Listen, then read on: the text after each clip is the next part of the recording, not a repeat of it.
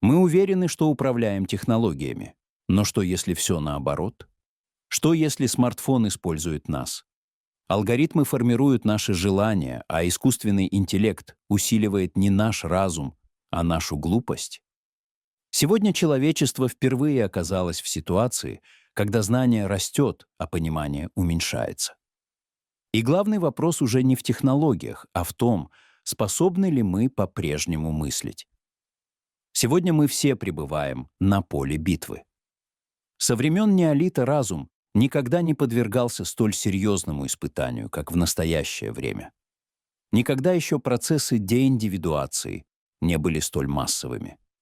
Деиндивидуация — это форма социального влияния на поведение индивидуума таким образом, что индивидуум проявляет необычное или ненормальное поведение в групповой обстановке. Происходит короткое замыкание общества, в частности, в отношениях между поколениями и в процессе передачи знаний, который замещается алгоритмами. При этом алгоритмы усредняют поведение и стимулируют реактивные стадные действия. И это нас оглупляет. Мы все находимся в ситуации, когда мы вынуждены подстраиваться под поведение общественности в медиа. И это становится очень опасным, потому что это глупость, которая относится ко всем людям. Это не характеристика отдельной части общества. Человечество в целом все время регрессирует в сторону глупости. Глупость довольно точно описана у Аристотеля и Сократа, которые говорят, что мы мыслим только урывками, не постоянно. Иногда мы в состоянии мыслить и производить то, что в греческом называется «ноэзис» — мышление. Это наша способность поставить самих себя под вопрос, обращаясь к вопросу об истине, переосмыслить себя, узнать новое, изменить свой опыт, особенно негативный. Но, как подчеркивают Аристотель и Сократ, это не постоянный процесс. Только Бог может оставаться в этом состоянии всегда. Поэтому глупость — это наша судьба.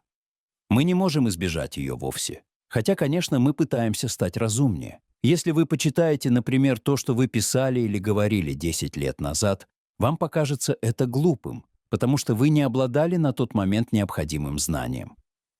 Делая ошибки, мы учимся на опыте, а это и есть мышление.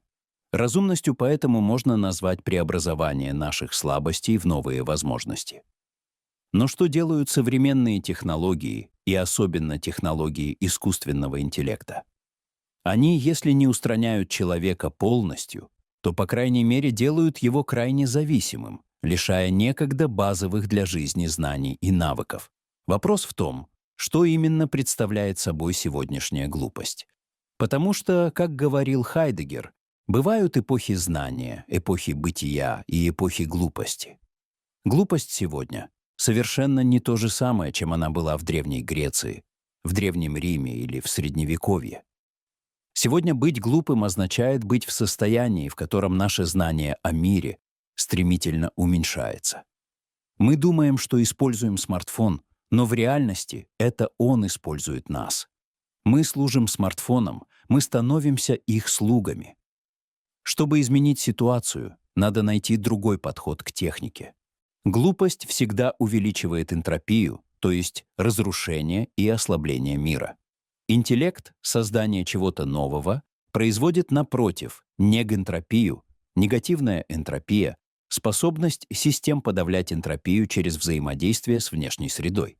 Это обратный процесс, возможность оказать сопротивление энтропии и антропоцену, эпохи чрезмерного влияния человеческой активности на экосистему Земли. Эра антропоцена ставит под угрозу всю биосферу, так что вопрос глупости сегодня — это вопрос о космосе. Мы можем уничтожить нашей глупостью биосферу или спасти ее, если мы трансформируем свою глупость в мудрость, опыт и публичное обсуждение. Это очень сложные вопросы. Например, невозможно отделить искусственный интеллект от экономического положения людей. Мы пытаемся как-то решать эти проблемы, и это возможно. Но условием их решения является стойкое понимание, что современные технологии, в особенности те, которые принято называть искусственным интеллектом, парадоксальным образом усиливают, так сказать, естественную глупость человечества. Это не значит, что мы против алгоритмов или что мы не должны их использовать. Но если вспомнить про Канта, то анализ для него — это неэтическая способность. Мышление — это не только понимание, но и возможность выходить за его пределы, принимать решения через синтетические суждения. Космос — это столкновение процессов энтропии и негэнтропии. И когда вы совершаете одни только вычисления и автоматически применяете их результаты к реальности, то уровень энтропии только увеличивается. Но человек отличается своей способностью менять мир. Когда вы используете алгоритмы, вы работаете только с так называемыми онтологиями, усиливающими текущее состояние знания. Но одного знания недостаточно. Если вы применяете его автоматически, это всегда своего рода глупость. Именно это и происходит сегодня, и поэтому нам надо поменять организацию искусственного интеллекта, чтобы поднять перед ними вопрос локальности, поскольку все негэнтропичное является всегда локальным и уникальным. Негэнтропия невозможна на уровне Вселенной. Мы должны не уничтожать, а усиливать локальности, открывая их для кооперации друг с другом.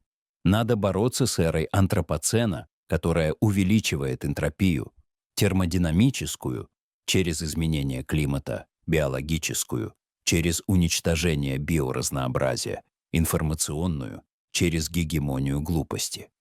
Иными словами, надо развивать философию, надо развивать мышление, потому что мышление — это вовсе не вычисление, а производство бифуркаций через возможность того, что Ницше называл волей, то есть стремлением к выходу за пределы и прошлого, и текущего настоящего.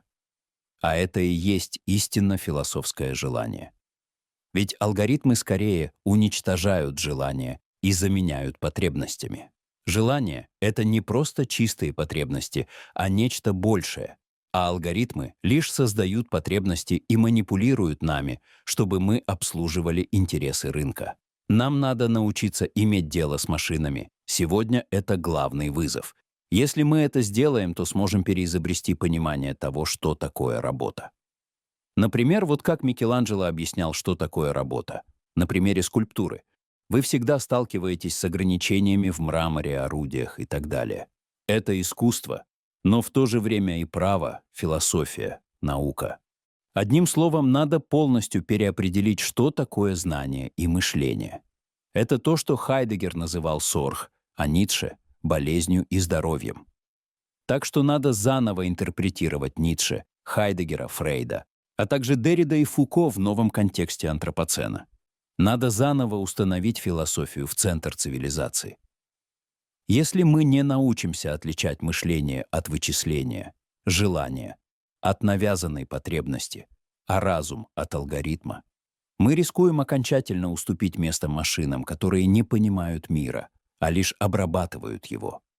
Но у человека есть то, чего нет у алгоритма — способность сомневаться, переосмысливать, выходить за пределы заданного. Именно это и есть мышление. Именно это может стать нашим ответом эпохи энтропии. Если вам близки эти вопросы, поддержите это видео. Поставьте лайк, чтобы больше людей задумались о будущем разума. Напишите в комментариях, делает искусственный интеллект нас умнее или зависимее. Подписывайтесь на канал, чтобы не пропустить новые разговоры о философии, технологиях и судьбах гениальных личностей. Спасибо, что досмотрели до конца.